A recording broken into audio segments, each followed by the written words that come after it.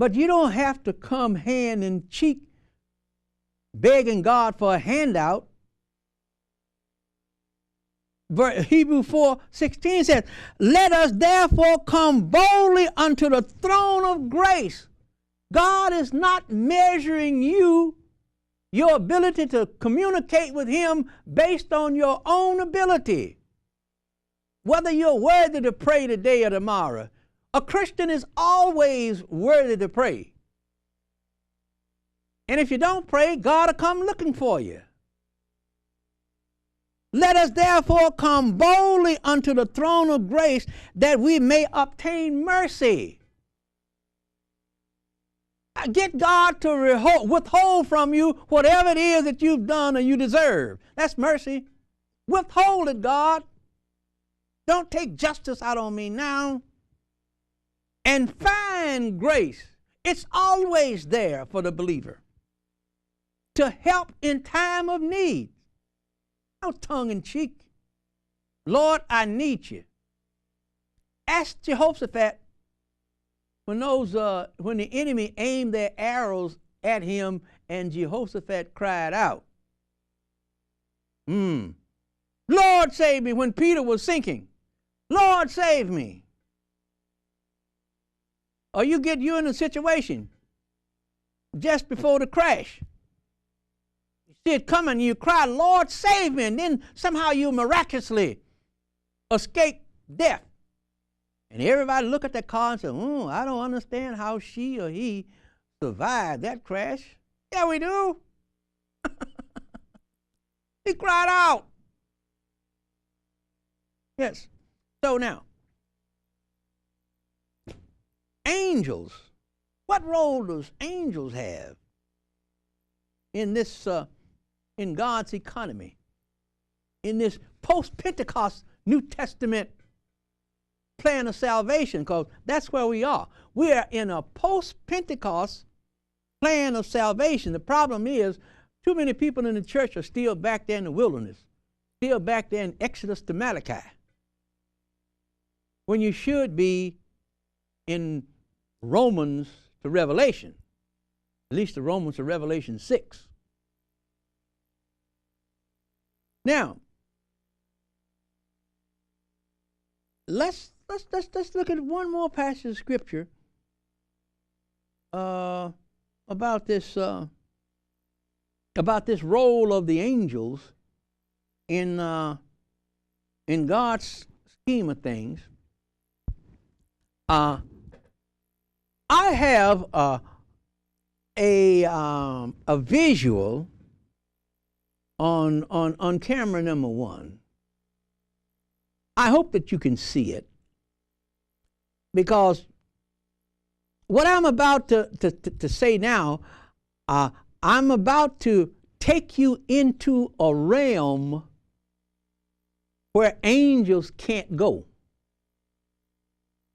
I'm going to take you into a realm of God's goodness where angels can't go. Angels deals with God's love, mercy, and grace. But now I'm going to take you into a realm where angels don't tread, but where men have the privilege of going. That's where one of the captains, you say, this lesson is about angels and men. Now, we just said that you could go boldly to the throne of grace and obtain mercy and find grace during your time of need. That's just the tip of the iceberg. So now we're going to enter the realm of God's goodness. There is an essence of God where he resides in his essence that is above his love, mercy, and grace.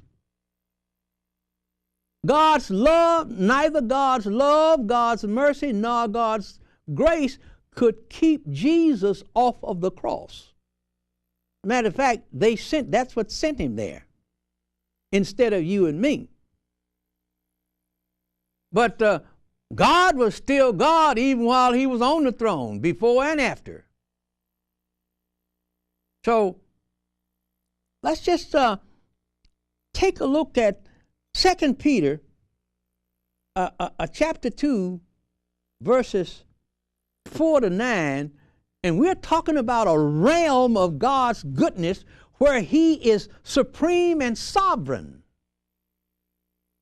A lot of people don't understand what the meaning of sovereign is, and what are the latitudes, what are the freedoms or the liberties that a sovereign entity can take. Good example is in Matthew chapter 20, verses 15. God explains in Matthew chapter 20, verse 15, He explains to you what it means to be sovereign. The earth is the Lord and the fullness thereof. Can I do with my own what I please? That's bottom line. Romans chapter 9, verse 21. The potter and the clay. Potter can make a cup, a saucer, or a vase. It's his clay. So, we're at 2 Peter chapter 2, verses 4 to 5. We're going to take a look at the realm of God's goodness where He exercised His sovereignty without your input in mind.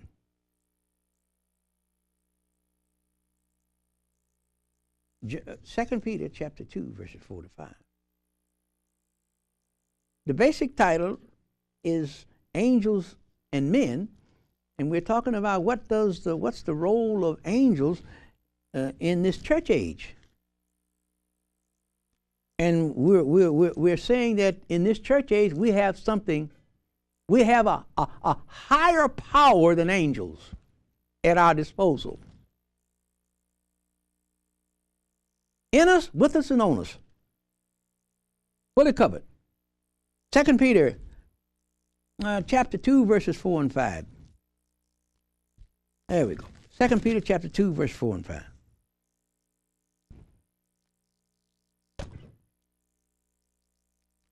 I'm on instead of 4 and 5, I'm going to read 1 to 4 and 5.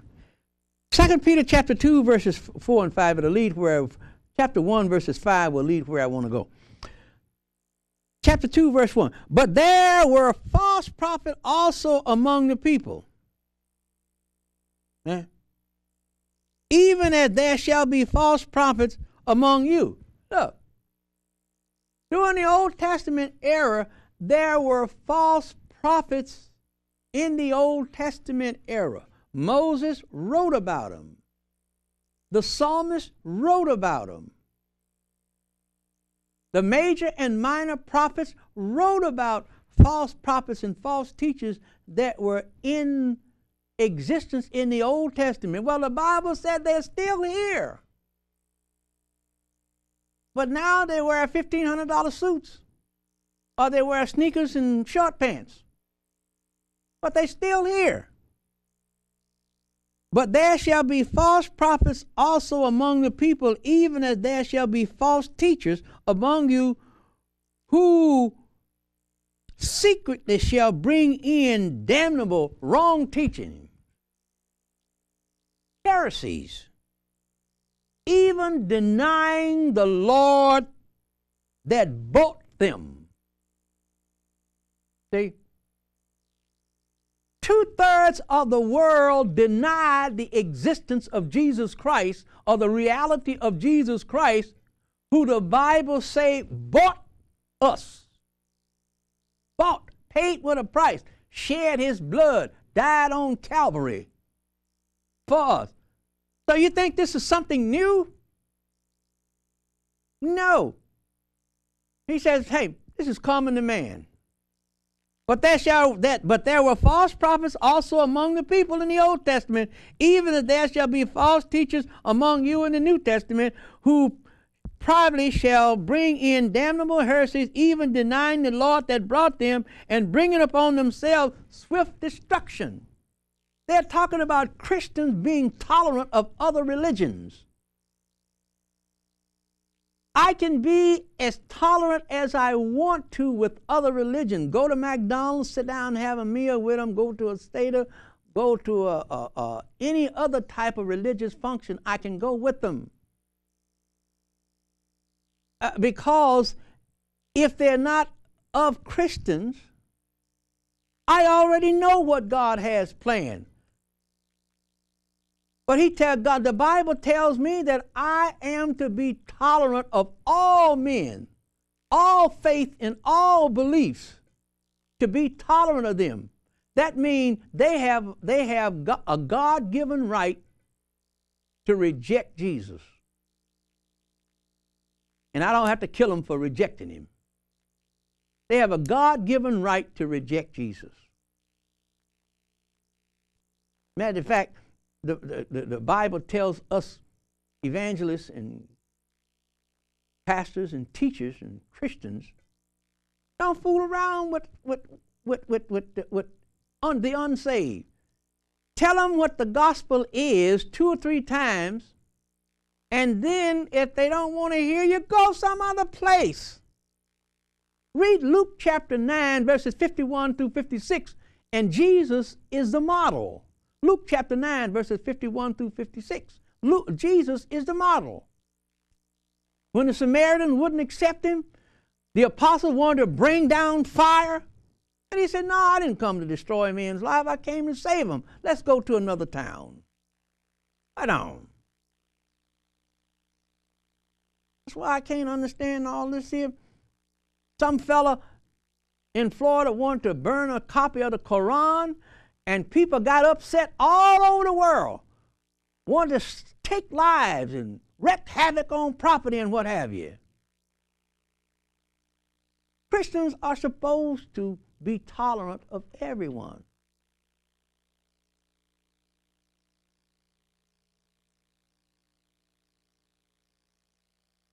But you don't have to give up any of your rights as American citizens just because you're tolerant.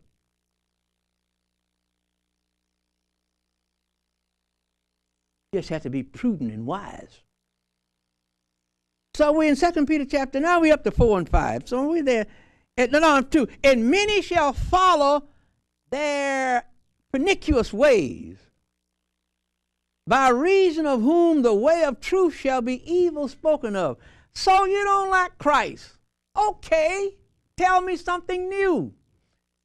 This has been in a book that the Christianity would be evil spoken of. It's been in the book ever since Genesis chapter 16. It's been in the book since Genesis chapter 16. Matter of fact, it is foretold that Christianity would not be well thought of.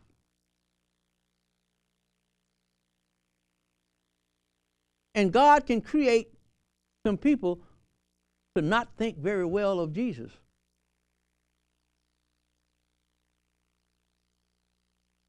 So verses 2 and 4, 3. And now it says, and through covetousness shall they with false words make merchandise of you. Hey. The world and the church, some in the church, is going to be deceived by false teachers. It's a foregone conclusion. It is inevitable.